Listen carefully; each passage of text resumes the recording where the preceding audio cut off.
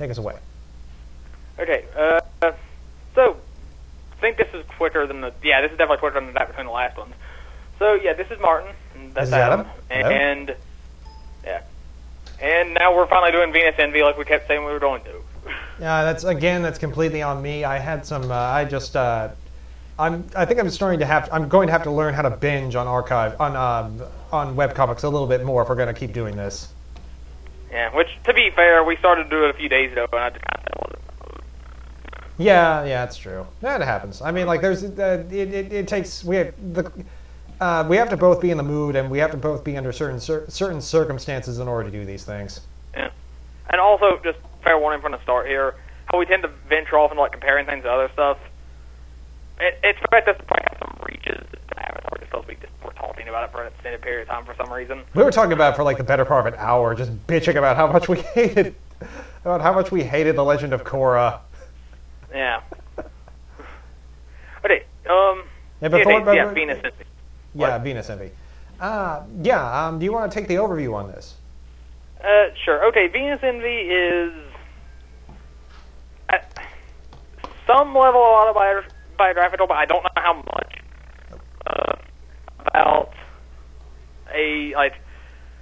About a transsexual girl just in high school, just going through various personal dramas surrounding that and other things. I think that about sums it up. Yeah, it's just a slice in the life comic. You have a girl who was born a boy named Zoe. Well, now named Zoe, formerly Alex. It's just her family, and just trying to live her life and all the things that she has to go through as a pre-op transsexual. Yes.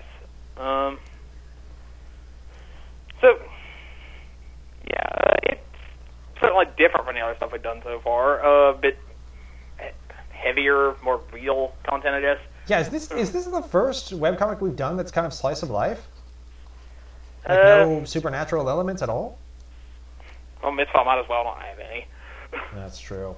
Well, once you get past the premise, there's really nothing that fantastic about it. Yeah. Okay, one of the cast members is an angel, but other than that, no. Yeah. And one of the cast members could, and one of the side characters could talk to his car. Yeah. Okay. Point is, this is gonna be quite the bit of whiplash with last week's comic. True. It's a different beast entirely. Yes, this is very different. One thing, well, okay. No, we have done a slice of life one, Thunder and Woo. Oh, shit, you're right. Yeah, because we barely talked about the animal shit. Yeah. Like, the animal shit had some fantastic stuff, but that's not really what interested us about it. Okay, yeah, that's a good point. Yeah, and this one also has some random animal stuff. Yeah, we're going to talk about that.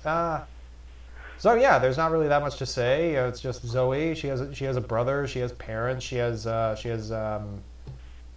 friends. And it's just all of them going through what they're through their lives.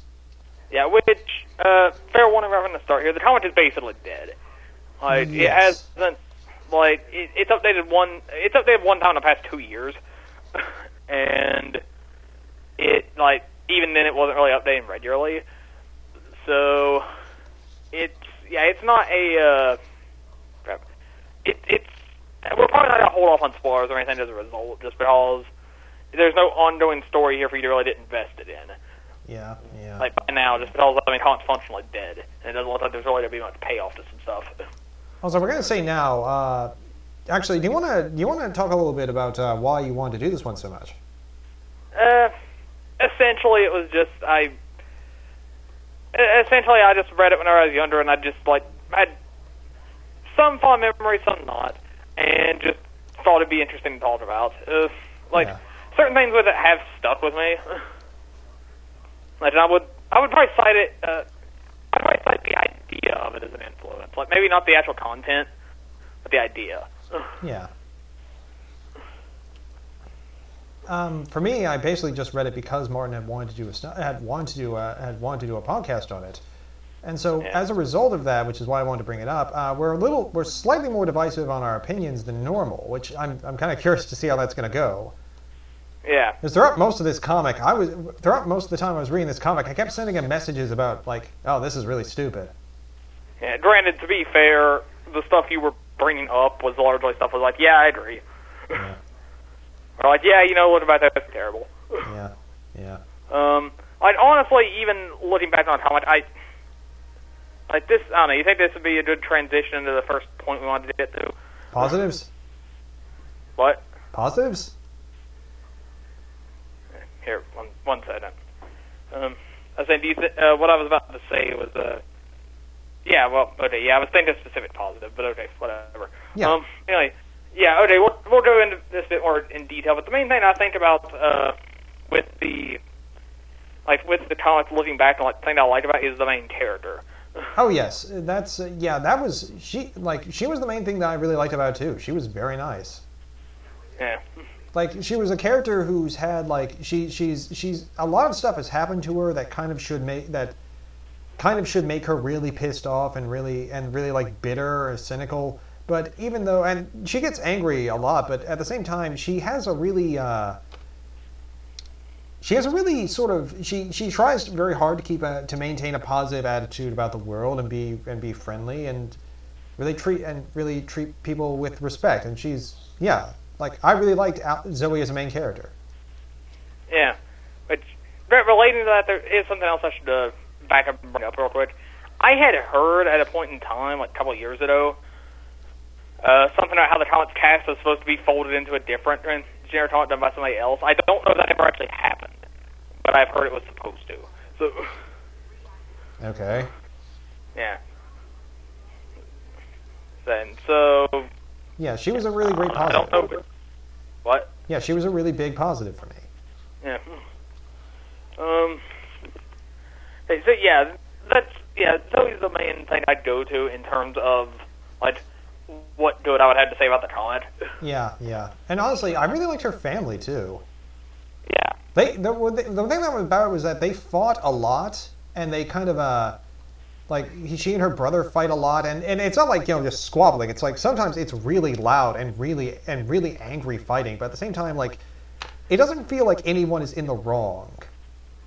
Yeah. Like sometimes it does, but other times it's just like they all have kind of good reason to be kind of pissed off, and they're taking it out on each other, and it's yeah. And they do kind of play up how this is a situation. The whole transgender thing is a situation that's difficult on everyone.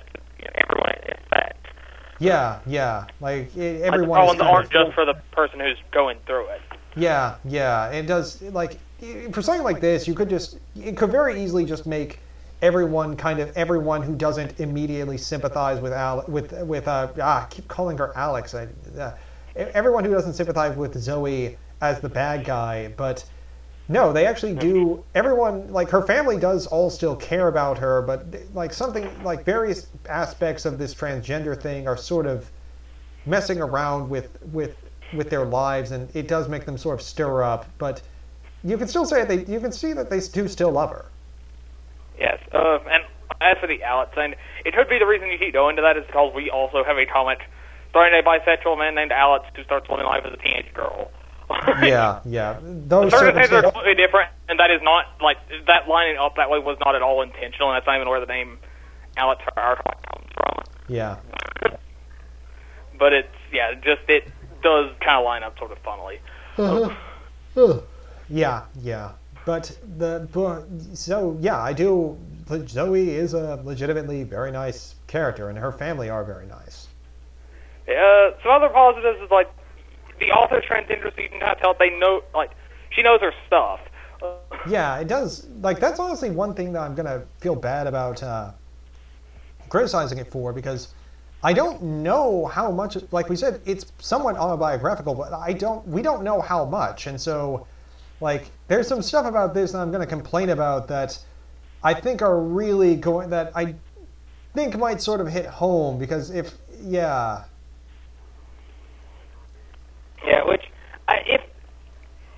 memory serves me correctly, I believe I read at some point that it's really just like, it's only autobiographical in the sense of dealing with transgender issues. Like, the actual story really isn't. So was she ever sexually assaulted? Like the actual... Not to my knowledge. Okay, because there's a couple of things about that I want to critique.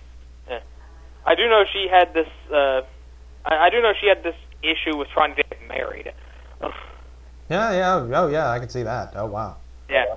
Because essentially what happened there, which I'll go over this real quick because this is not relevant at all, is, like, the state she lived in, which I think was Washington or something, wouldn't recognize transgendered people as the, like, new gender. So, essentially, like, this is what allowed for her to get married to her girlfriend because legally she was still a man. Okay, wow. Yeah. Huh. Yeah. So, in either case, yeah, so, I don't know, what other positives we had to go into? I'm kind of blanking here. I'm sorry. I probably should have gone, like, on the outline, I just put positives. Yeah. and Alex and Zoe and her family, but, yeah. I can't really think of anything that... There are specific moments that we were going to talk about, but and there are a lot of like really very good moments in this story that I do want to go into, but yeah. Well, I just thought as we're talking about the family, we also talked about Larson. Oh yeah, Larson. Larson is a boy at her school who she meets, and she basically finds out that he's a pre-op transgender too. He's taking some hormones and because he wants to be a boy, and then they sort of like form sort of an unlikely friendship, and he's actually a very nice character. Again, he's at times it can feel it doesn't feel so much forced with him because he's brought in early in, but at times it can be a little bit of an issue where it feels contrived. There are so many people with different issues like this in this one school. Yeah, that's very true. That sort of thing is really annoying. Plus, yeah, but honestly, Larson's brought in early, so. Plus, honestly, he leaves the comic like for a while. Yeah. Fairly early in, he just kind of disappears, and that was honestly kind of one of the problems I had with reading it. Is just like, oh Christ. Because I understand Zoe's what it was nice, going for there. Cause it was kind of, what? Zoe is nice, but like on her own, it's kind of hard for her to carry the comic, and she needs like good people to bounce off of, which is yeah, it needs a more lot than of just a family. Yeah. Yeah. I understand why that was done though, because the idea with that was kind of parted ways as enemies, and whenever Larson was brought back into it, kind of in a way that led to them becoming more friends. But, yeah, makes sense. Like, that's kind of what it was going for. Because if they did just plain hate each other right from the get-go, it doesn't really make sense for them to be associated that much. Yeah.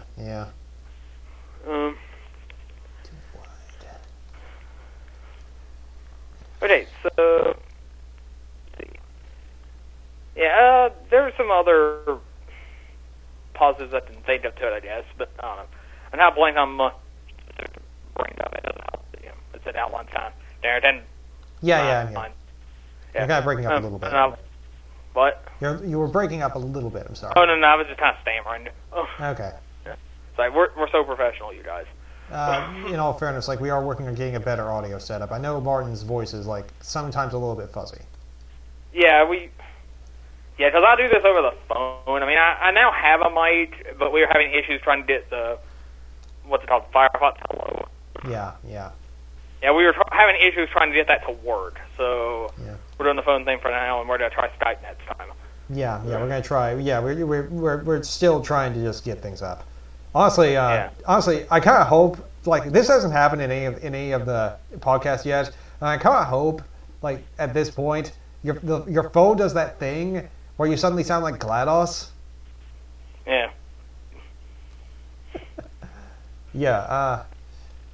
Yeah, you want to segue into the next point? Okay. Let's see. Well, next point is the artwork. And I'm gonna say, okay, I gotta dig through for this, but the thing about actually, I'm gonna have to bump this up after all, but it's gonna be really hard for me to actually dig through this site for like for purposes of for getting references because this site is really badly laid out. Yeah, it really is. Like, and the weird thing is, this was not like some design that was stuck with for years and years and just never really got addressed. Yeah. This was changed to fairly shortly before it really went on like permanent hiatus. And like before, they had a site that like looked worse, like it was a lot more simplistic, but it was a lot more functional. Like it had an archive page and it had a chapter drop-down menu and stuff. It was a lot more functional than what they have here. Yeah, but there is no like kind of archive. There's only this little calendar thing here, so you can only sort of go through by month, and when you have a 900-page comic and you're trying to archive binge, it's really hard. It's really hard to sort of navigate through it, which is a big fucking problem for a webcomic.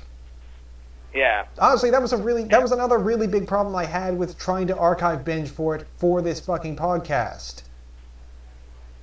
Yeah, if you want to go through that kind of thing, you just you're having to like constantly bookmark random pages and stuff. It's just not convenient. Yeah, so I can't bring up. So I'm gonna have trouble bringing up like specific things to talk about because I have to just poke around. Yeah, which that's also why I'm kind of working on some fuzzy memories here, just because. He can't reread it. I would have to reread the entire thing if I wanted to see like different chunks. Yeah, like he can't navigate it to reread it. So ironically, even though he's more of a fan of it than I was, I'm the one who has a better memory of it at this point. Yeah. But yeah, talking about the artwork, I honestly really hated it. Yeah, okay, looking back on certain pages and stuff on it, just where Adam's linked me to stuff, I've gone back and looked at some pages myself and admitted to this, because I have reread it a little bit. Yeah. A lot of it is very spotty, and at times it is genuinely hard to tell what's going on. But I do think the art style itself does have a certain level of charm to it. Though some of the pages are laid out, like, really badly. I'm going to come out and say I think that might be nostalgia. Yeah. Well, I mean, even at the time, it would bother me.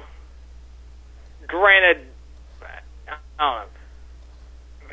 You can see how, like, at the time things can wind up, because look at what we were saying about Watch's covers before we actually looked at them again. Yeah. I mean, that's just something that kind of, a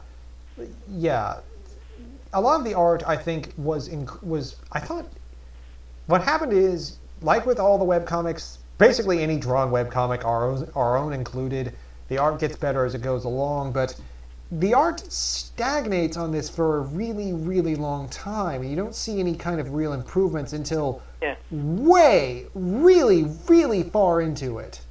Yeah, that was hitting me a lot whenever you were looking at some specific pages, and I think you at one point just asked me, so when does the art get better? Yeah, because that was my main thought for this. I know, like, because I'd seen some of the later pages, and I know that it improved, but it's like, when? And it doesn't improve until, like, toward the very, very end. Yeah. And one thing that in particular I find really lazy is that there's a lot of these pages do not have a background. Yeah. They're just standing in kind of black and white inky voids, and they kind of like sort of do this sort of fading thing, so to kind of mask it. But for the most part, there is no background. At the very most, at the beginning of a scene, like in this one, you'll have this little like a very minor background, sort of to the point where you don't even realize it's there. And I mean that in a bad way, just as an establisher. But then everything else. But then after you get that establishing shot, nope. While we're on the subject of the art, I looked at the cast page for probably not the first time, but at least the first time in years. And just one minor thing bugging me here I have to bring up. How every picture on there is in blue except one, which is in black. It's like, just make the other one in blue. Yeah, that is odd. Yeah. Well, she's the goth, so I guess that sort of makes sense, but still stupid. Yeah. Which, yeah, this cast page, this isn't indicative of the art as a whole.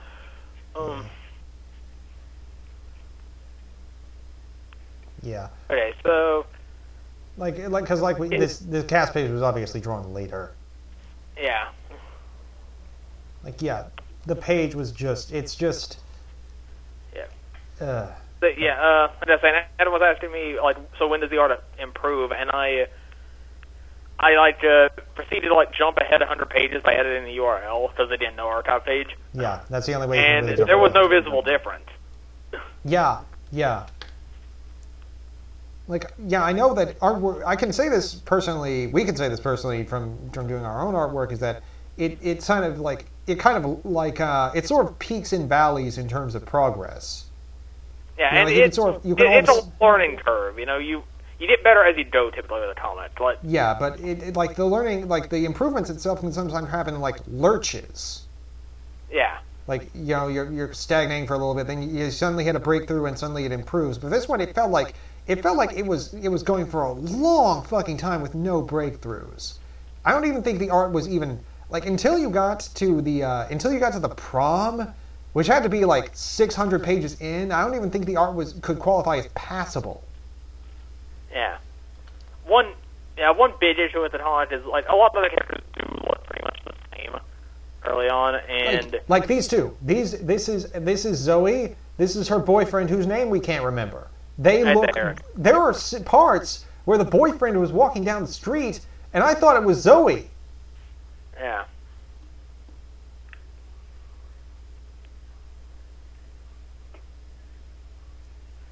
It can be saying like the art does.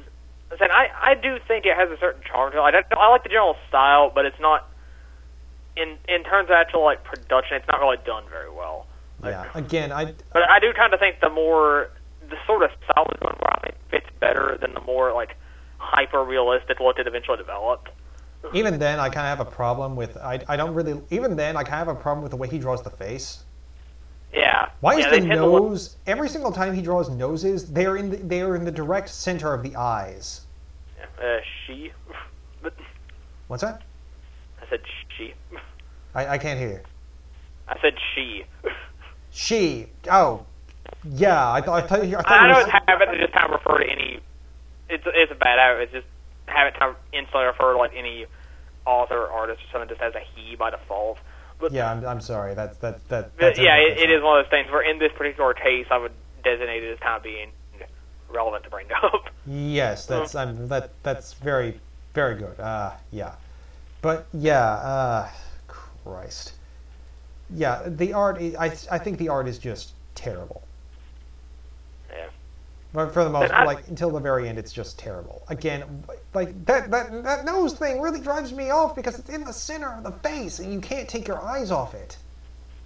Yeah. Especially bad with the brother because. Yeah. Yeah. Honestly, going back to like looking back around the 800s, like even then, a lot of the art is very like spotty, and at times like the hair and. Because there's no shading to it, it's just black on white, so like the hair and stuff just like bleeds into the faces and like you the know, like Simpsons. Yeah. Yeah. One of those things where I kind of like the general style it's going for, so it doesn't bother me that much. But in terms of how the style is executed, it's not done well. Yeah. Yeah. Again, I'm curious how. I'd hate to speak for you on this, but I think at least some of that might just be nostalgia because a lot of these things, like I don't think with the artwork, the problems I don't think would bother me as much if we weren't doing this ourselves. Yeah. Like especially the background, because that's one reason we do Webcomicast, because working on webcomics ourselves, we get sort of like it changes your perspective on other webcomics. Yeah, not claiming to be experts or anything, but it gives you a certain insight into like how things are done and like how things wind up a certain way. Yeah, and like at what points, like what would you consider lazy if you're doing it yourself? The perspective changes. You ask yourself, how would I do this, and what would be unacceptable for me? Was it a kitty? Huh? Was it a kitty? Yeah, sorry, cat's acting up. I love kitties. Yeah. So does the internet, so maybe I put him on for a minute. I'm sorry. No, he's cut it out for now, so whatever. Okay. Yeah, I think, yeah, it's just, for me, it didn't work. Yeah, we're very professional, you guys. Oh, come on, who doesn't love kitties? We're on the internet, man. Yeah. That's saying we are on the internet, so next time he starts doing it, I'll just hand the phone over to him for a minute. Yeah. Anyway, you were Yeah, that's for me. It didn't work.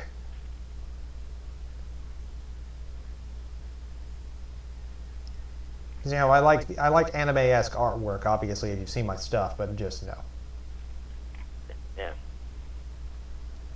One good example, the page you have up there right now, it does genuinely look like Zoe's kissing herself. Yeah, it really does. Like, they just look way too similar. Like, honestly, there were a couple of times where I thought, Eric. Okay, Eric is his name. I said that a minute ago. Okay, I'm sorry.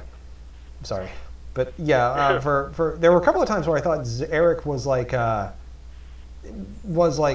were a couple of times where Eric was by himself in a scene. I was thinking, like, is this a flashback to when Zoe was still a boy? Yeah. Or is like, does Zoe wear whenever a you do wig? see those flashbacks, she does look like him. Yeah.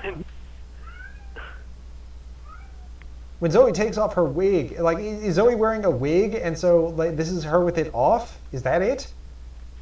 Yeah. Because again, that happens sometimes. Yeah. Like, I could probably get into like some specifics on the artwork. Like, I don't really like the way the heads fit. It sort of feels like the heads are kind of like floating over the body, and the neck is just like a tube. Like the heads and the body don't really seem connected. Look how thick that neck is in that one panel. Oh, you're right. It's like an industrial pipe. Yeah.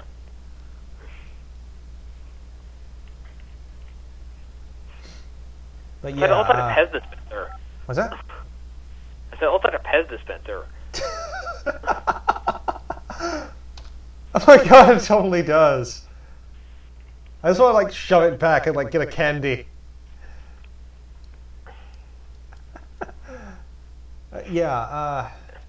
Anyway, what were we saying? Yeah, I think that's it. I think that's all I can say on our work. Yeah, well, we also already went through the layout, so this should move right on into the non-family and Larson characters. Yeah, like us. Okay, Zoe and her family and Larson are good characters. Everyone else is at best forgettable. Yeah. And one thing I'm going to bring up, like, I'm sorry, I think my critiques are kind of taking this over. I'm sorry, man. It's fine. You read it more recently, so you have a more solid memory of it. Yeah, plus, yeah. But, like, one thing that I think really can, like, a lot of the cast, other than the family and Larson, are very forgettable. And a big reason for this, which I kind of, which really started to bug me after I realized it, is that a lot of the comic is very angry. Yeah. Like, we mentioned the family kind of fights a lot, and understandable, but like every single character has a bit where they can get like really pissed off and angry for no reason. Yeah. Like it's like the whole town is made up of Bruce Banners. Yeah.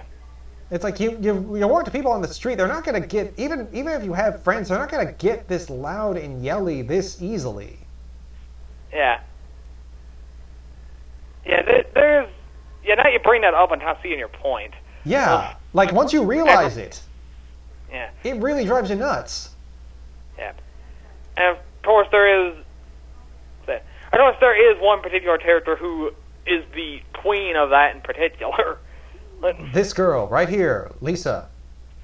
Yeah. Like as I was reading this, I was writing to Martin like several times, like, wow, Lisa is a bitch. Yeah. Like every scene she's in really kind of enraged me. Yeah, reading it even back when I was new, like, yeah, this character has these issues. Like, you can kind of see what they were trying to do with this thing of her just kind of defrosting and becoming a better person as it does, but it doesn't really work. No. Think about characters like, what's a good example of that kind of character? Like maybe Zuko? Yeah, I was about to offer up Zuko. Yeah. Like, you know, Zuko... He said we'd do Avatar. I said we would. like we said, at the beginning of Avatar, Zuko is kind of like... Zuko is kind of a really... he's kind of a douchebag. Well, not really a douchebag, but sort of a little bit too mean and kind of... Yeah, he's angry and he's arrogant and he doesn't really care about other people. Yeah. But at the same point, like, the thing for characters like that, or Tony Stark. Tony Stark at the beginning of Iron Man is a total douchebag.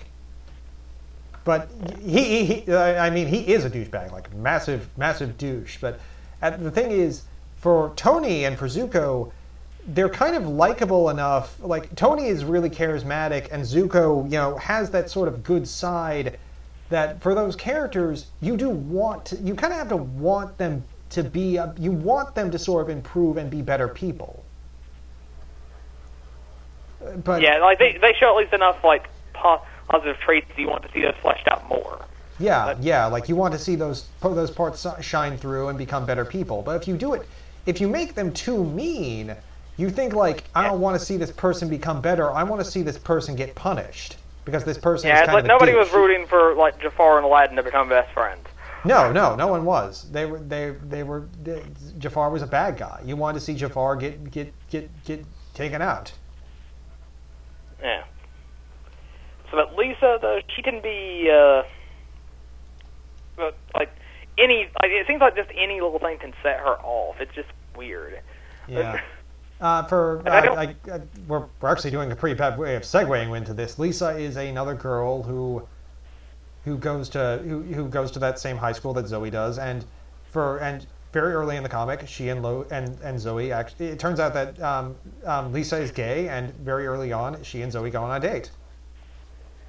Yeah, and she learns the truth about things and reacts poorly, which, okay, kind of understandable in that case.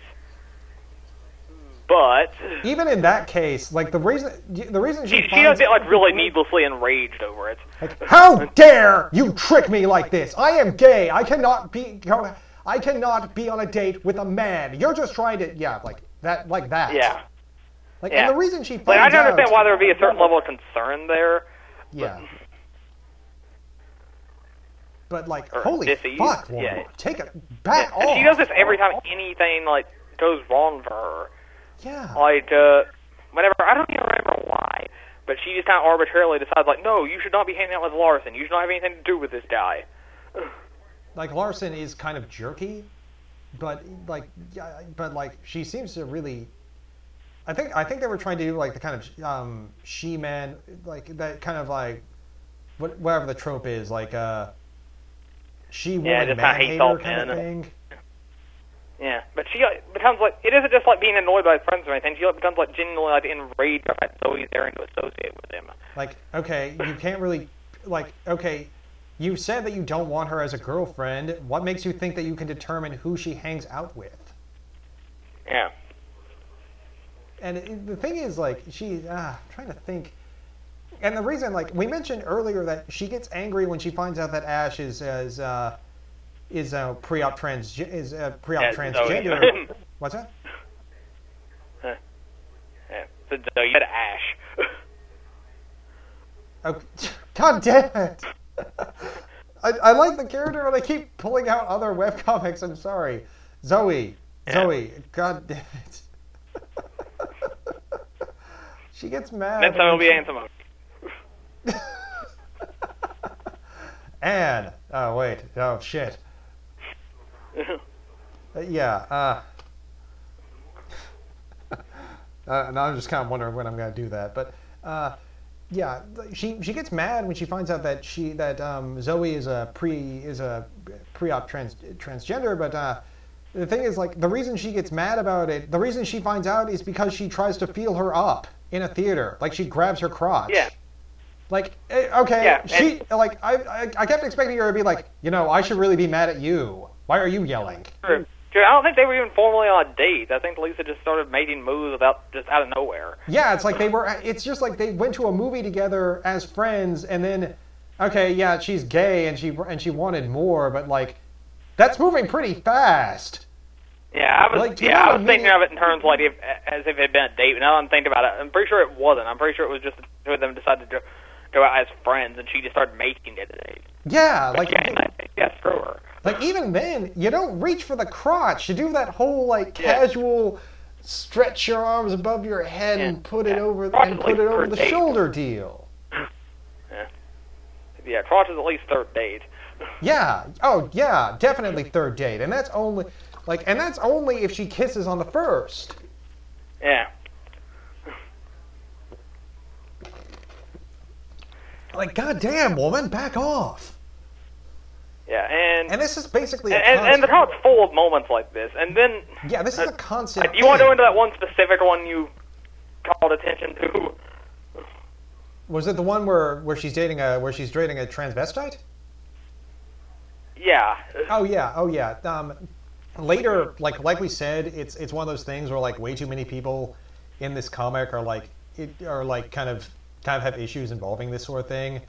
Yeah, like they're like a major chunk of the cast is all lesbians, which we'll get to that. Yeah, we'll discuss that. But oh wait, no, that was perfect. Like we were saying, a lot of the character, like she goes out on a date with another girl, and it turns out midway through, I want to say again by way of crotch grabbing. Apparently, she grabs more crotches than Michael Jackson. And by which I mean he grabbed his own crotch, not the. Yeah. Not the. Yeah, I think it was understood. Okay. Yeah. I mean, I'm not entirely convinced something wasn't going on, but that wasn't exactly the joke I was going for. But anyway, she finds out that he's actually a transvestite. Like, and they explain that very well. It's not that he wants to be a woman. It's just like he enjoys indulging his feminine side every once in a while. Yeah. And they kind of do something, and where she becomes like genuinely disgusted over having kissed him. Like, even though he did not know she didn't know he was a guy. Yeah, he thought she was interested in him as like a guy. He didn't know that she was a lesbian. Yeah. And she reacts to having kissed him like it's the most horrible thing in the world, and like immediately runs off to like go puke.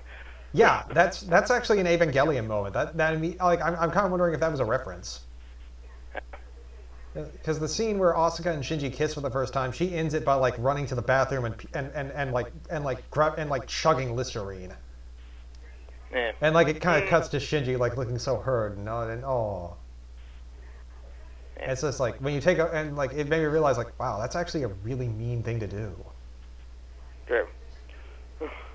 And like it's just and then she's like yelling at him and like about how he was the one who was like being heartless and all this and it's like, oh, you were dishonest to me. It's just like, well, I wasn't really trying to have sex with you. If we were, I think this would have come out. Yeah. And she was the one who kissed him. Yeah. It's just like, this is a constant thing for that character. She was perpetually doing this. Like every time there was a scene with her, I would say to Martin, like as I was reading it, I would say to Martin, like, wow, this is a bitch. Yeah. Then there's the Salter team. Wait, what? Say again? Then there's the whole thing with her and the Salter team. Oh yeah, that was weird. You want to take this one? Yeah. Okay. Well, like I said, a significant chunk of the cast is like entirely lesbian.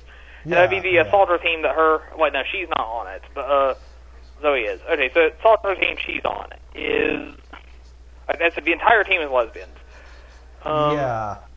It's which actually, now that you actually say that out loud, that sounds really terrible. Yeah, it's like that's brought up as a joke, but the fact that it's made natural plot point, It's like, yeah, like, does straight girl, like, if you're straight, do they show you the door? Like, wait, I heard you have a boyfriend. Get the fuck out. Yeah, well, I guess they keep Zoe around. What's that? I said, well, I guess they keep Zoe around. She has a boyfriend. True. But then, like, it's kind of the same way I felt when I heard that in Twilight all the werewolves are Native American. I'm just like, so when they bite you, you turn into a Native. I think I've heard with them they don't pass it through biting. It's just a genetic thing. Yeah, that's what I heard. But like, my first instinct was like, okay, that's really weird. Okay, but yeah, so okay, with the whole Salter team, how big is the Salter team? The group you see of it at least seems to be a pretty large group, like probably about like 20 people. Yeah, just about that. I think I was never really into sports, so I don't know how big a high school team. Either way, like the group you're seeing in locker rooms and in lineups and stuff, it's a pretty big group. Yeah. Okay. Lisa was simultaneously dating every single one of them. Oh my god, I totally fucking forgot about that. It's just like, oh my, yeah, holy shit. Like even if they knew about it, like that doesn't really give Which you they didn't. They did not know about it. Okay, yeah, fuck this person. Yeah, that's the thing. Like, while she was on the outs with them, was because somebody taught her in a tape, basically admitting it, and like made her like a pariah. Which she kind of should be. Yeah. Like, this is the kind of character that if it were that in any other story, she would be the villain. She would be like, kind of like she would be like the Diamond Tiara or something. Yeah, which because the comic has one of those, we'll get to it. Oh yeah, wait. Oh yeah, you're right. That was fucking stupid. Yeah. So yeah, it's just, and they kind of make it clear she does not feel bad about this at all. No. Like, she kind of expresses regret, but it's entirely because she got caught. Yeah, it's like, holy God. It's like they tried, it's like, honestly, if you sat down and tried to make the most unlikable love interest possible, who like, if in another movie or another story, the romantic lead would rescue her away from this person. Yeah. Like, yeah, it's weird, because she's like a major character and gets a lot of screen time, but she's like cartoonishly evil. Yeah, it's like you're supposed to like her, but you don't. Yeah. It's like nobody mentioned like just what a bitch this person was. Yeah. It occurs to me we should have talked more about the family than we did, but whatever, we'll back up on that. Oh, yeah. Yeah, you want to take that? We'll get to it in a minute. We might as well keep going with the negative parts of the cast. Yeah, boyfriend is boring as boring as shit. Yeah, her boyfriend Eric is just bland.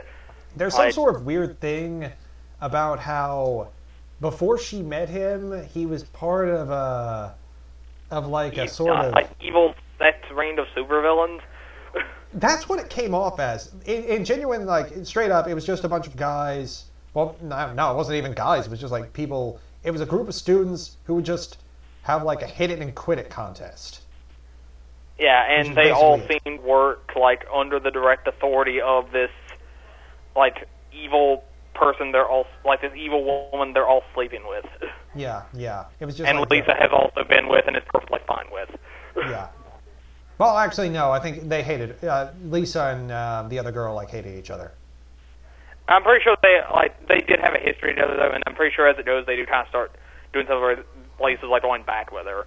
Yeah, okay. Pretty sure. Okay, I might have skipped over that part, but yeah, it's just like again, hitting it and quitting it guys are kind of douchebags. They're not really the most evil people on the planet. So that's kind of already sort of weird.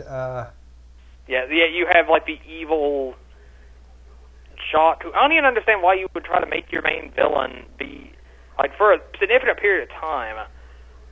And he's portrayed as like an actual threat, but he's like the entire thing with him. Why he's mad is because he has a Harry Potter star, and people make fun of him for it.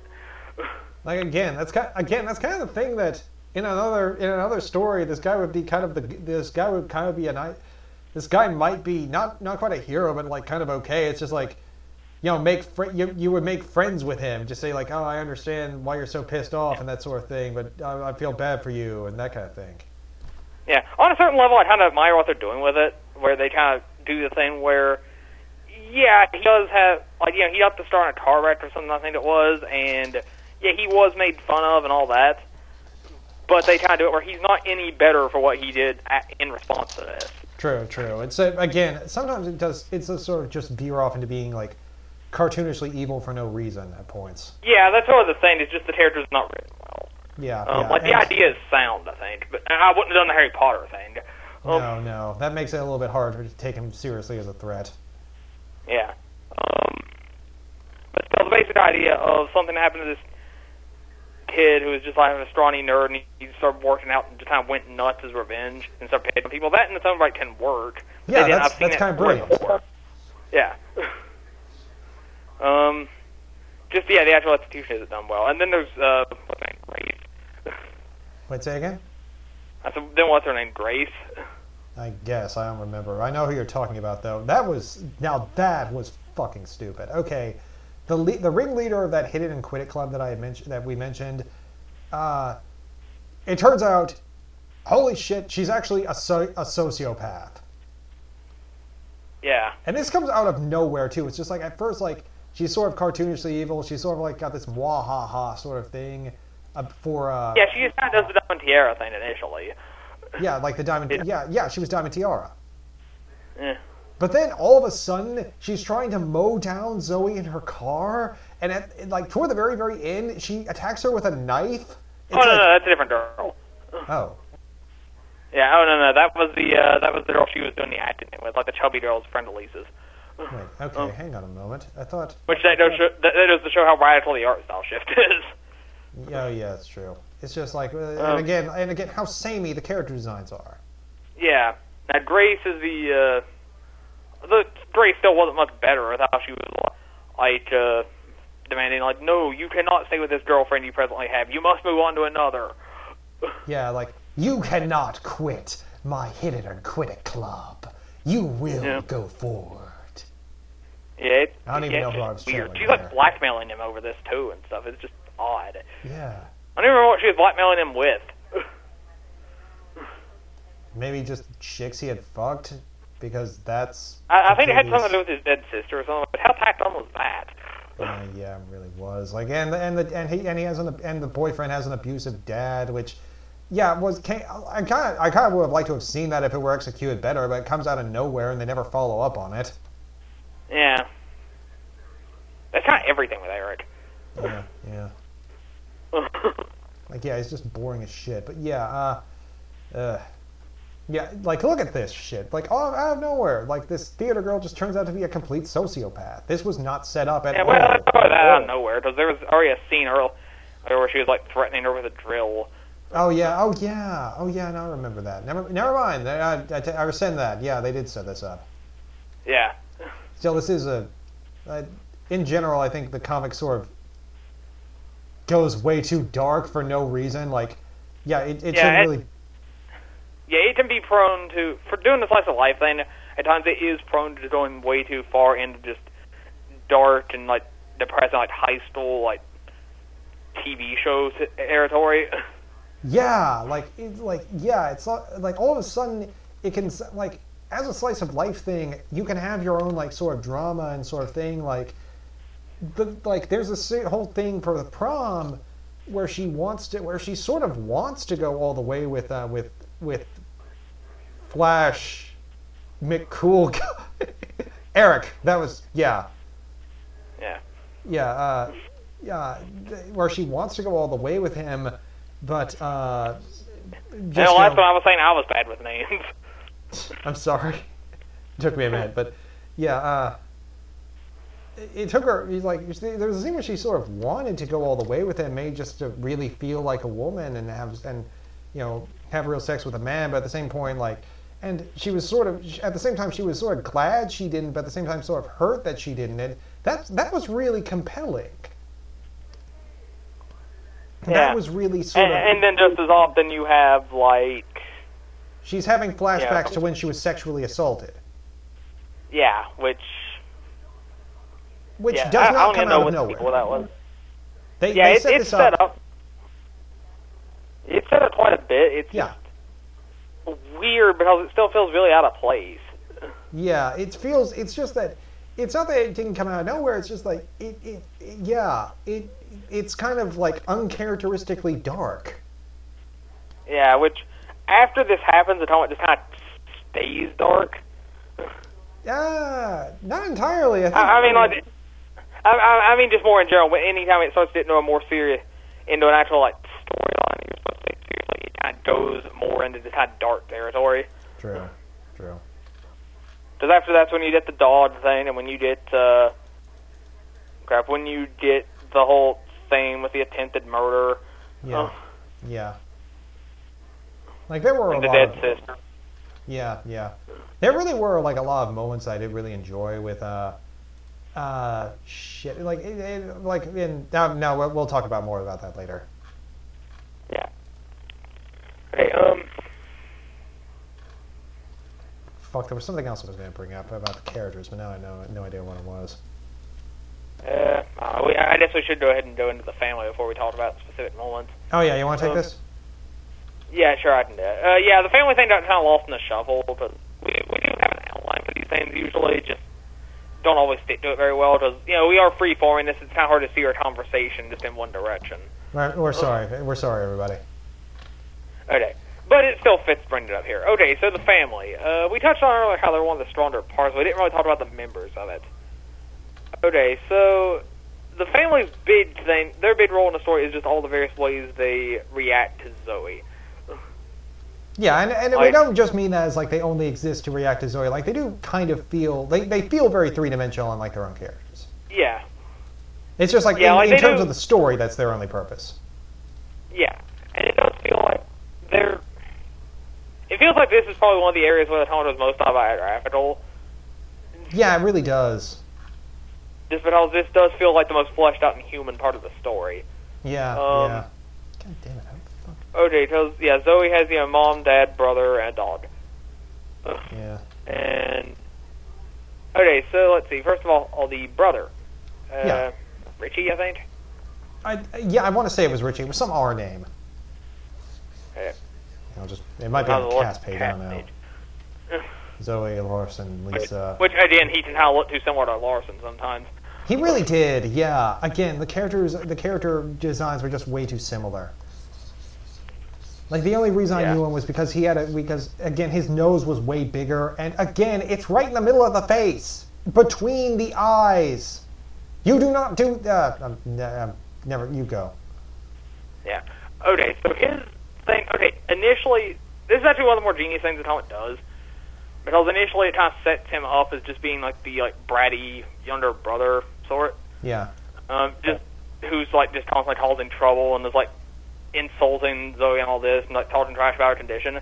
But as it goes, it actually does do a lot to explore what this is like for him. Yeah.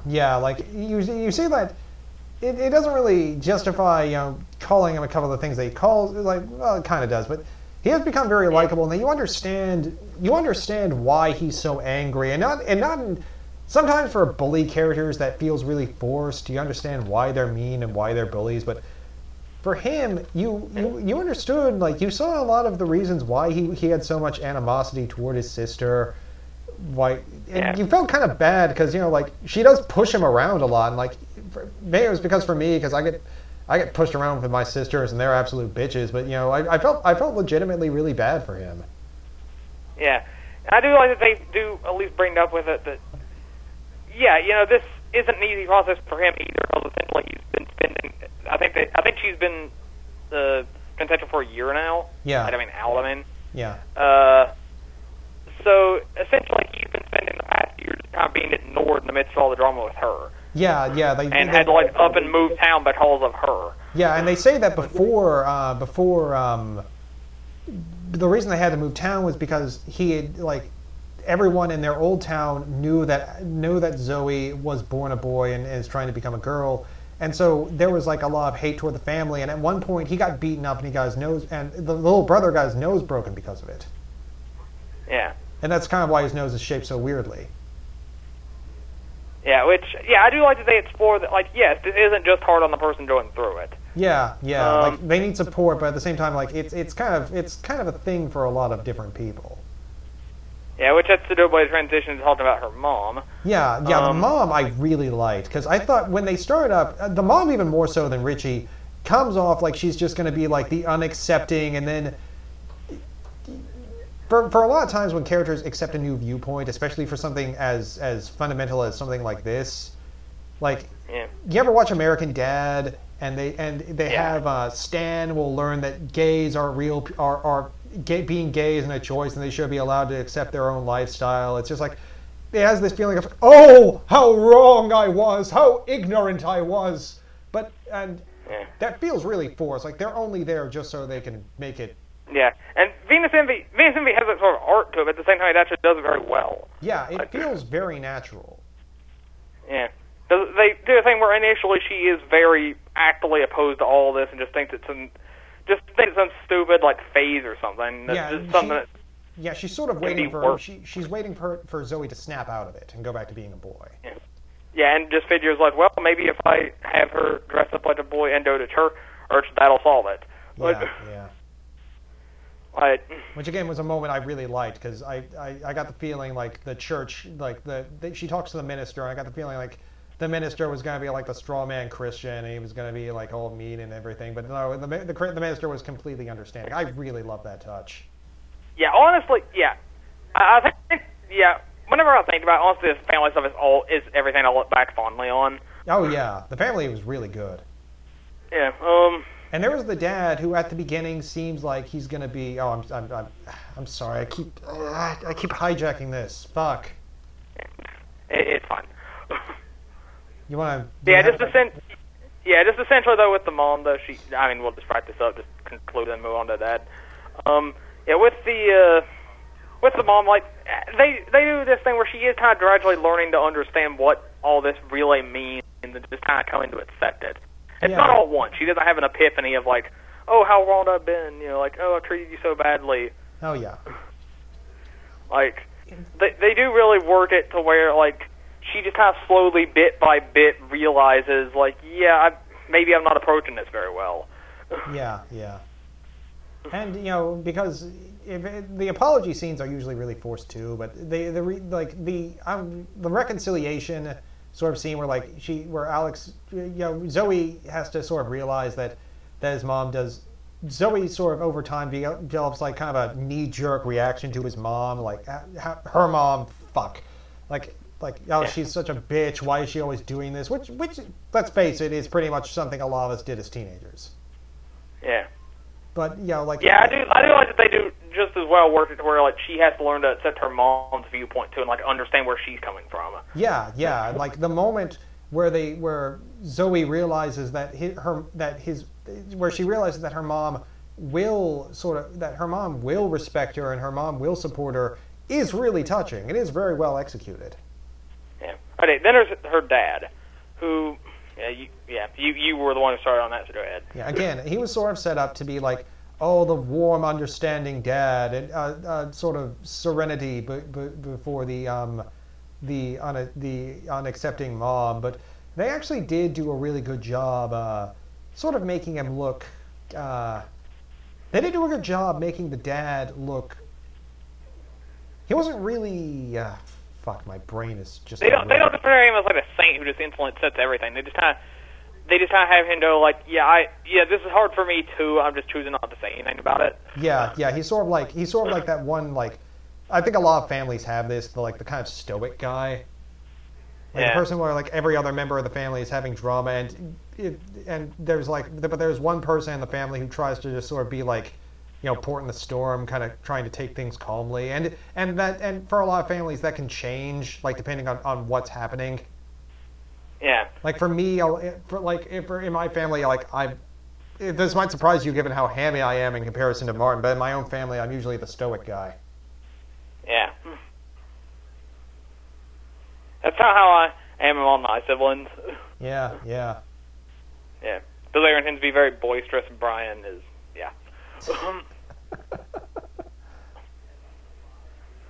Okay. Anyway, his kind of thing is like where he doesn't really he's kind of having to learn to understand it just as much as everybody else is. He doesn't just immediately grasp it as okay. It's just he kind of at least knows enough to know like this is really important to her. Yeah. And he also when Zoe herself is being unreasonable, like he's not always on her side. If she is acting out, he will explain to her that the way he's acting is not acceptable. Yeah. Relating to that, there was the whole stuff with the therapy, which one thing I liked about that was how it explored that the whole family has issues. Yeah. There was an arc where they had to bring in Zoe's therapist to talk to everyone, and that was probably the strongest part of the comic, just because it addressed what we were talking about, like what the family is going through. Yeah, because before that, it kind of touched on it, but I hadn't really done that far into it, which I think was a deliberate choice. I think it was really trying trying to build up that sort of atmosphere of like where you were just thinking of like, yeah, everybody else is wrong and all that, before it really started getting to like, no, this situation is more complicated than it looks like. Yeah, it was very well executed. It was incredible. Yeah. Then there's the dog, Birdie, I think.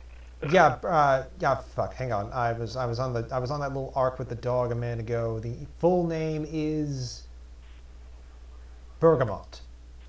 Okay. And I'm pretty sure he's a German Shepherd. Okay. So yeah, the dog. He's mostly comic relief.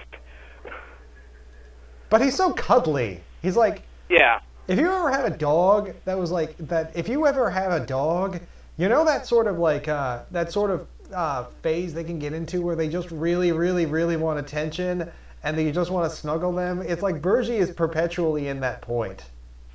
Yeah. It's just Yeah. Which that might work as a good transition to the specific moments. Yes, it would. Yeah. Spoiler warning. The dog dies. Yeah. And it comes like there's some foreshadowing to it, but largely it comes out of nowhere. It kind of does, although in all fairness, oh my god, I completely forgot that she was a redhead. Yeah. Like, oh wow, like again, like looking at these, like shit. Yeah, the comic does not convey color that well.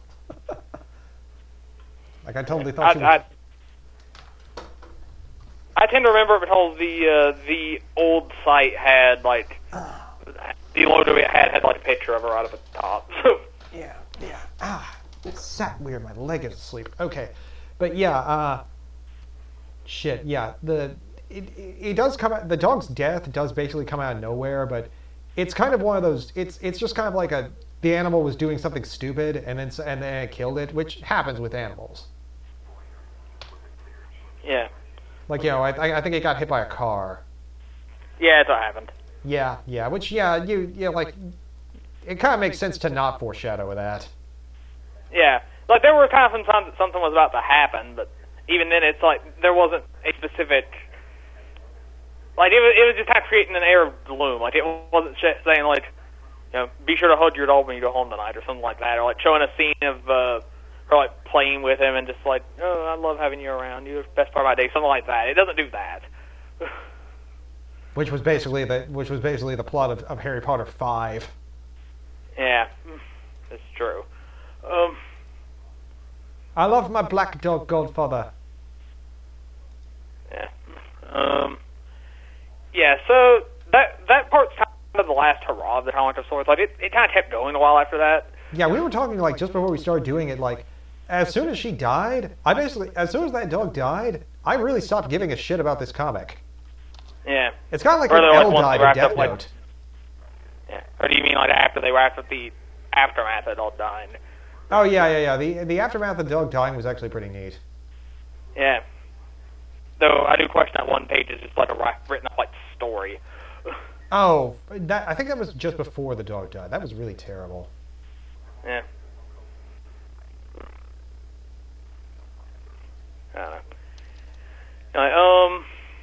Which wait, yeah. I've got to bring this up. This kind of drove me nuts. The comic is really disproportionate in art and dialogue. Yeah. Which I find is kind of sometimes works, sometimes is really bad. Like the dialogue has to be the dialogue has to be really good, or at the very least have a purpose for that to work. Yeah.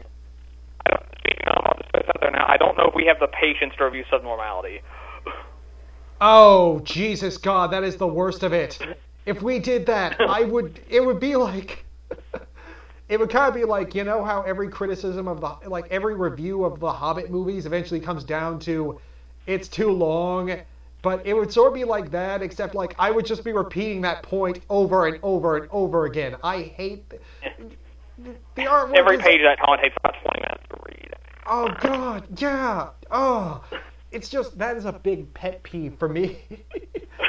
for me in terms of, like, yeah, sometimes the comic has to, the dialogue has to be really good in order for that to work. Like, offhand, Ultimate Spider-Man, the comic by Brian Michael Bendis, which which I tout out a lot when I bring up good print comics. There is a lot of dialogue in it. Like Spider-Man, like even in mid-fight, Spidey is like constantly making jokes, even for him. But the jokes are funny. And when there's a lot of dialogue, the speeches that characters will give are very well written. And it works, even though it's like it's kind of overtaking the artwork. But if you don't do that, if the speeches are bad and the jokes are not funny, like it has like, or if it's just like casual conversation which isn't really written in any sort of interesting way, you get kind of annoyed by it really quickly. Yeah, which every now and then BSMV can slip into. There is at times a lot of like too much just needless little petty talk for no reason. Which, you know, actually, I think I want to say it's probably more than a little bit, but yeah. But that might just be because I was kind of binging on it. Yeah, but still, admittedly, okay, some of that is needed just to give like character and stuff. There is a line to draw it at. I'm gonna say no to that because, wait, no, I can't bring that. Never mind. Well, what I was saying was like just some like random little like incidental talking. It doesn't really mean anything. Every now and then you kind of need something like that. Yeah. Like again, like it kind of, sometimes it's okay if it kind of serves a purpose, like exposition. Like if you have like a big exposition dump, you gotta get it out of the way. Okay, fine, I can see that. Yeah, but every now and then a page can just be so crowded or so like poorly laid out with words that it's just not skip. Like, not done well. Yeah. Which I have the perfect example I would like to bring up for that. Give me a second. Wait, whose comic is this? What? Whose comic is this? I think you know. Oh, god damn it. Yeah. Give me a second here. Okay, well, this is why I should have prepared this link in advance. While you're looking, I'm gonna say like one thing that they do actually bring up, which I could see another story like really sort of skipping over this, is the hormones. Yeah. Which it really does say to a lot of as to why it seems so real. Like when we first meet Larson, he's actually really pissed off a lot. Like he's jumping off the handle at everything. Not to the same, although not exactly to the same extent as Zoe. Like he still looks kind of rational compared to, like not to Lisa. Fuck. Like he still seems rational compared to Lisa. But and you find out the reason he's so pissed off about everything is because he's been self-medicating his transgender treatment, and he's been injecting himself with way too much testosterone. Which, holy shit! In that case, I'm surprised he didn't fucking kill somebody. Yeah, which in general, with the talk, they are good at like they're really getting into specifics of that, like going into like what the exact process is for somebody who's transgender, like what you need to go through to get like surgery and stuff done. Like they are good at like really exploring all the various aspects of that. Yeah. It's just that, and again, there's a period where, because of a deal she made with her mother, Zoe briefly stops taking her pills, like, and as the testosterone starts kicking up with her again because she's no longer taking suppressants for it, like she starts getting really pissed off at everyone around her. Like again, that's actually that's just kind of a nice touch. That's something that. I feel that maybe if you weren't really going true to life for it, would sort of. Yeah, I don't think this comic would. I don't think the stuff about this comic that does work would work nearly as well if it wasn't written by somebody who went through it. Yeah, I can see that if you weren't going through it, another artist another author who hadn't gone through it would just ignore this aspect of it. Yeah. Like the hormonal aspect. Or at the very least, they come off a lot more detached and just kind of overly researched than it does. Yeah. And same with the interactions with the family. What the fuck? Why is this not coming through? Is Comic Fury down? Probably. It was moving really slowly whenever I was digging the link up. Shit, never mind. I'll just bring this up. I can bring this up on my own. Okay. You wanna set up why we're showing this, Martin? Yeah. Basically, the point is we wanted to show off exactly how bad it can be trying to like overly arrange dialogue and how just having too much of it just poorly done by showing you a very early taste of where we did it. Yeah, like oh shit, we've come a long way, man. Yeah, I mean, like, I consider this page like so embarrassing. Like, I know you're not supposed to redraw comments and whatnot. I want to redraw this one. Fuck, I can't even look at it. Yeah. That was at season 1. That was the first chapter of our comic. It sucked. Yeah. Like, yeah, this was about like 20 pages into our comic, but still, we've now drawn over over 1,000 pages altogether. Yeah, between the various comments we do, yes. Yeah, like we've said, like again, you improve as you go along, and dialogue is something you have to improve at. Yeah, this is a taste of just showing anyone can fall into this. It's not like it's done in 5 months of it, they've done it. So they said we've done it. Yeah. There are probably still occasionally pages where it happens. Yeah. It's just every now and then you can like end up drowning out the art for a dialogue, and it's just not a good thing. Okay, so some other specific stuff in the story to talk about. What do you think of the whole attempted murder thing, like in terms of like how that actually was presented? What? I was flipping. What? I said someone was talking about like specific moments. Backing up to that a bit. What were your exact thoughts on how the attempted murder thing was done? Before the very end? Yeah. I was kind of checked out. Yeah. It's kind of like when you're watching. Do you ever see? It's kind of like when L died in Death Note. Yeah. Like all of a sudden, like oh shit! Like I just sort of felt like, don't care. Yeah. I would say in this case, what I would really compare it to would be something like the ending to Big O, because it's just like this is supposed to be setting up for something that's supposed to come after, but it's never going to happen. Nah, yeah. I kind of knew that we were toward the end, and after that point, like the comic was going to die. But for me, it was just sort of really bizarre. I mean, it does. Again, it's one of those things that speaks, and this is why I brought it up. It's just one of those things that speaks to how the comic does seem like kind of go needlessly dark with some things for no reason. Yeah.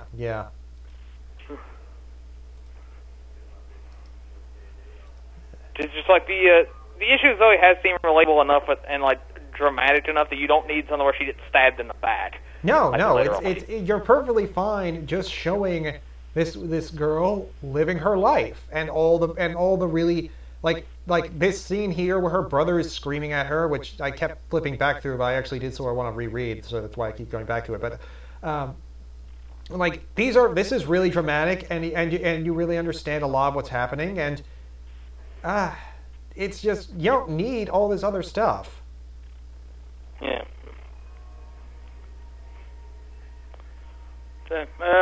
What's the running time right here?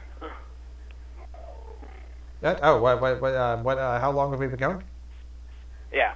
Okay, the episode has been going for 1 hour and 13 minutes, and the call has been going for 2 minutes longer than that. Okay. I was just wondering, because I think I'm kind of tapped out on stuff to say about the comic about now. Yeah, I was kind of feeling about the same way. Yeah. This episode actually wound up longer than I was expecting it to. I wasn't expecting this to be around the length of like EGS or something. I wasn't expecting that much to say about it. I'm just glad that your voice hasn't cut out yet. Yeah. This might be the first one, except for maybe Sandra and Moon. This might be the first one we've done where that doesn't happen, and that's the main reason. That's the main reason we're going to try and fix That's the main reason we're going to try and fix the audio, because I know that when Martin gets cut out and comes back in, his voice is too soft to hear it. I'm so sorry about that. Yeah, which we are going to which once we can figure out like decent way to use the mic, which will probably be Skype, we need to experiment with it. Yeah. Like once we can figure that out, these should start sounding a little bit better. Yeah, because your voice.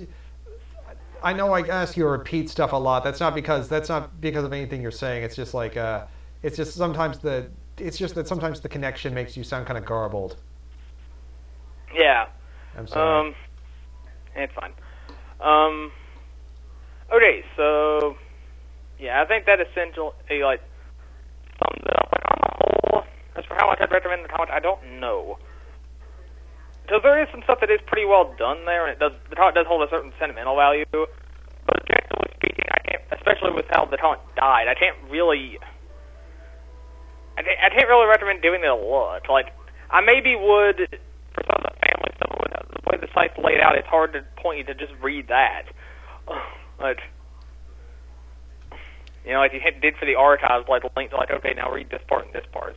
Yeah, because it's so badly set up. But even if it wasn't set up that well, I think a lot of the reason why this actually works, like a lot of the reason why the family stuff works, is because it's so set up and you see their reactions before you get to the build up, and like that's scattered around amongst the comics.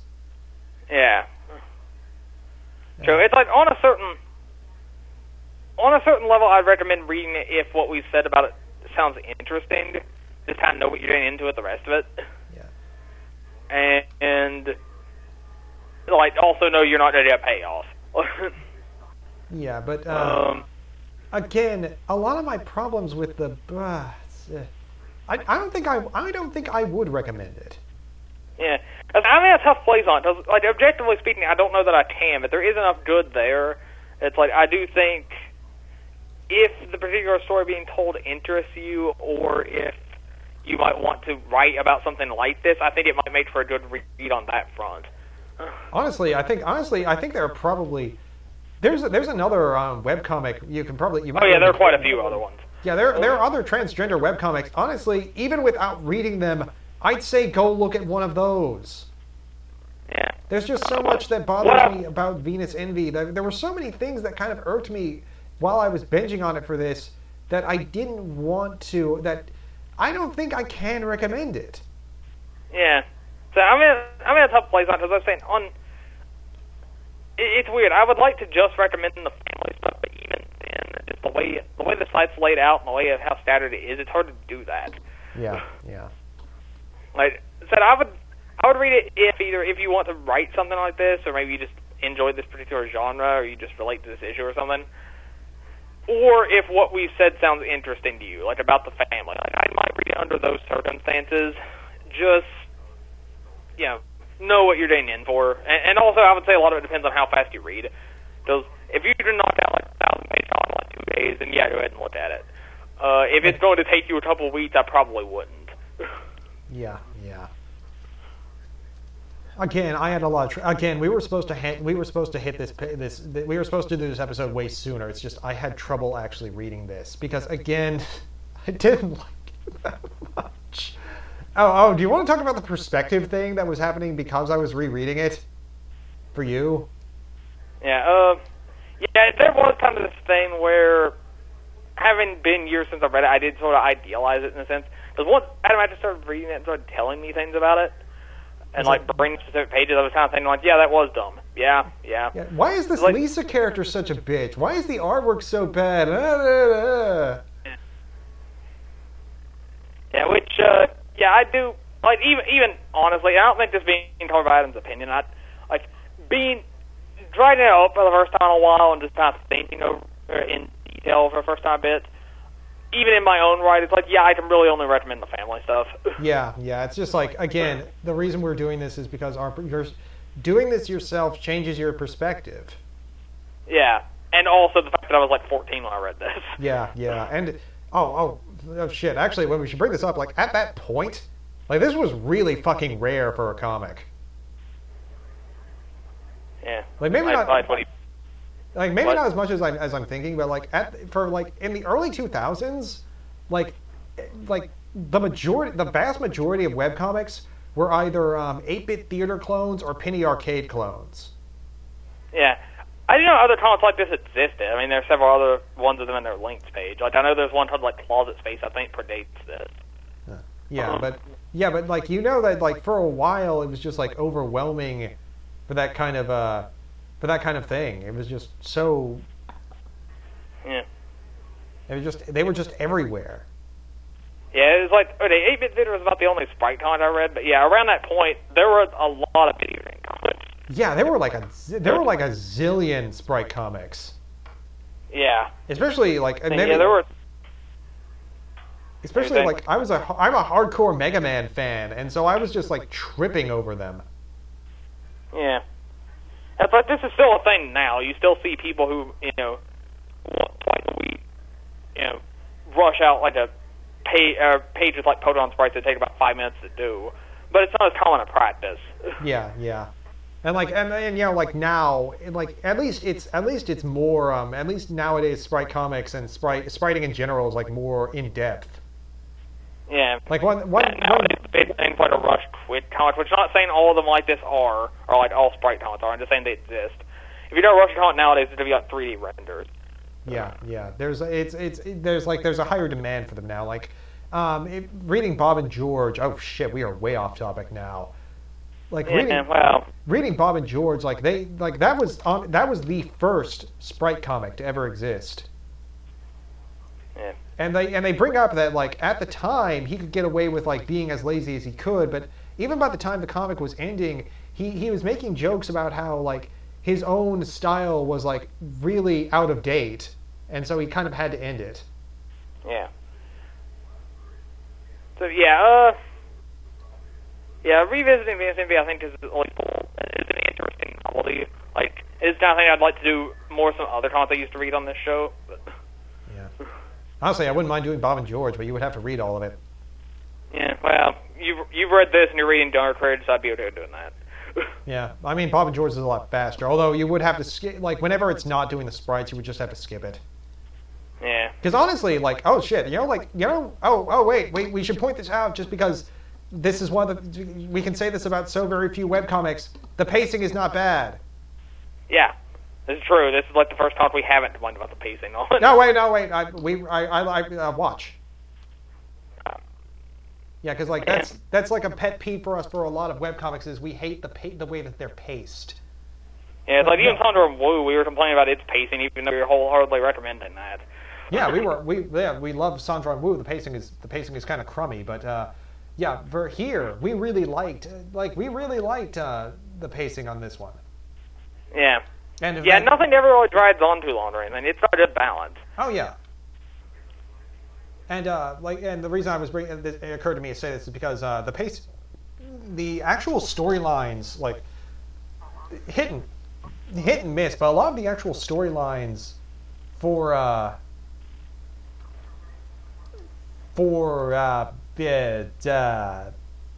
Bob and George are actually really good. Like really good, and they have really great pacing, and that's kind of why I wanted to bring it up. Right, I wonder how much of the comedy of that is even work for me, and I'm not really much of a Mega Man fan.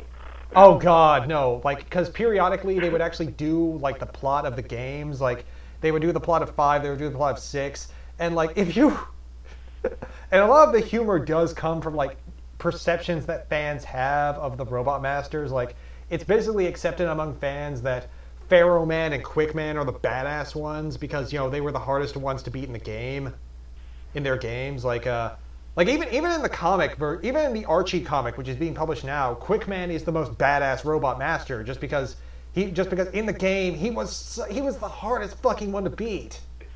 See, I shouldn't have said anything about Mega Man because he beats out. Oh God, you guys should have heard me when he got dropped for Smash. I was losing my shit. Yeah. Here it is. I'm sorry. Yeah, it's fine. Okay, so anyway, next time, I'm not sure what we'll do next. It's like, chances are it's either going to be Eerie Tuesdays like we keep saying we're going to do, or it's going to be Gunner Creek Court, but we really don't know. I'm actually going to say I don't think it's going to be Gunner Creek Court because I would say it'll probably only be if there's a big gap between episodes. But if we get one out next week, it'll be Eerie Tuesdays. If we get one out, at bare minimum, it's going to take me 2 weeks to read Gunner Creek. Yeah. It's a long fucking comic, and I can't binge like that. Come to think of it, I think it took me longer than usual to read through it, though then I was reading it on dial-up. Yeah, you were, like, I remember, like, it was kind of like, you were binging really hard. Like, you were reading, like, big chunks of it a day, and, like, it seemed, for a little while, it seemed like you were doing nothing but reading that comic. It still took you, like, 2 or 3 days. Yeah. And that was 500 pages before where we're at now. Yeah, like he was reading it before it hit 1,000. I'm reading it now. It has 1,400 now, and I'm reading it. I'm like, God damn it. Yeah. Yeah, I'm sorry. So yeah, chances are the next one will be Eerie Cuties, but we will see. Yeah, we'll see. We have a lot of good and bad stuff to say about Eerie Cuties. Yeah, we also have some requests we might get to. I mean, we'll do more requests eventually. Yeah. All you people who sent us, oh shit, I need to fucking email those people who emailed us. But yeah, all you people who are requesting it, like we are looking into it. Yes. Yeah. And we do want to do more. Yeah. Yeah, because last time was an interesting experiment, just doing something. Honestly, we were going kind of blind into. Yeah. Because otherwise, everything we read has been something at least one of us has read for a while. Yeah. Okay. So yeah, final thoughts. You. I think pretty well summed it up. It's like there's some good stuff there, but due to some issues, I don't really know that I can recommend it. Yeah, I'm gonna say that I can recommend it. Yeah. So yeah, I'm trying to. Okay. So yeah, I think that's it then. All right. Well, hope everybody enjoyed. Don't know how you enjoy listening to us, but hopefully you do. I think somebody might like it. Yeah. And yeah, I'm just thankful we got through that phone cutting off on me this time. Oh yeah, I'm very happy about that. Speaking of which, although we probably should wrap it up sometime in the next 1 minute and 10 seconds. Okay, well, all right, in that case, bye. See you next time. Goodbye.